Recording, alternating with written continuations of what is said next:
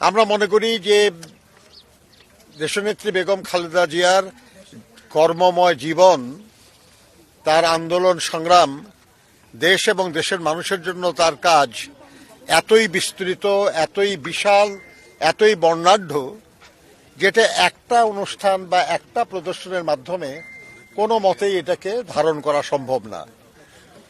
কাজে ইচ্ছা করলে আমাদের এই সোসাইটি তারা তার আন্দোলন সংগ্রামের উপর, তার রাষ্ট্র পরিচালনার উপর, তার উন্নয়নমূলক কার্যক্রমের উপর এবং তার জীবনের আনন্দ বেদনার উপর তারা আলাদা আলাদা প্রদর্শনের আয়োজন করতে পারে, যেটা জনগণের কাছে খুবই গ্রহণযোগ্য হবে।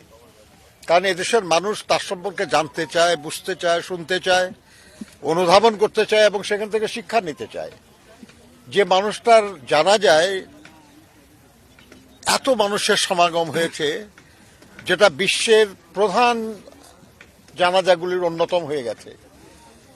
যে মানুষটা তার সারা জীবন লড়াই করেছেন গণতন্ত্রের জন্য, দেশের স্বাধীনতা সার্বভৌমত্ব সুরক্ষার জন্য, দেশের মানুষের কল্যাণের জন্য, সেই মানুষটার সম্পর্কে মানুষের জানার আগ্রহ থাকা স্বাভাবিক। বিশেষ করে তরুণ প্রজন্ম, যারা হয়তো চোখের সামনে তার লড়াইটা দেখে নাই কিন্তু শুনেছে, তাদের সামনে যখন এইসব লড়াইয়ের দৃশ্যগুলি আসবে, আমার ধারণা যে তারা তা থেকে শিক্ষা নিতে পারবে, তা থেকে তাদের আবেগ আরো সিদ্ধান্তের রূপ নেবে। এই জন্য আমি তাদেরকে অনুরোধ করব তারা এই ব্যাপারে ভাবতে পারেন।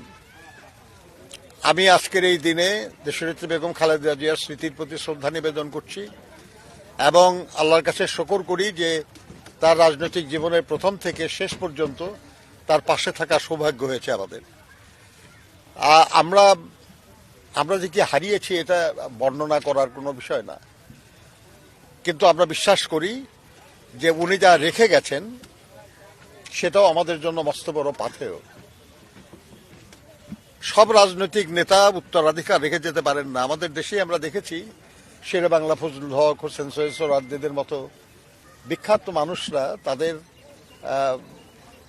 আদর্শ ধারণ করে সামনে এগিয়ে যাওয়ার মতো সেরকম কাউকে রেখে যেতে পারেন নাই। কিন্তু দেশনেত্রী বেগম খালেদা জিয়া তার সন্তান জনাব তারেক রহমানকে রেখে গেছেন, যিনি বাংলাদেশের এখন অন্যতম প্রধান জনপ্রিয় ব্যক্তিত্ব এবং বাংলাদেশের রাজনীতির মস্ত বড় একজন অংশীদার। আমরা মনে করি যে বাংলাদেশের মানুষ তার মাধ্যমে ইতিবাচক পরিবর্তন দেখতে চায় এবং সেজন্যই তাকে নিয়ে মানুষের এত আকাঙ্ক্ষা, মানুষের এত আবেগ। আমরা বিশ্বাস করি যে তিনি, তার পিতা মহান স্বাধীনতার ঘোষক শহীদ রাষ্ট্রপতি জিয়াউর রহমান বীর উত্তম এবং তার মা সাবেক প্রধানমন্ত্রী জনগণের নেত্রী দেশনেত্রী বেগম খালেদা জিয়ার আদর্শকে ধারণ করে সামনে এগিয়ে যাবেন। তারেক রহমান সাহেব অলরেডি বলেছেন যে আমার মা যেখানে কাজ শেষ করেছেন আমি সেখান থেকে শুরু করব।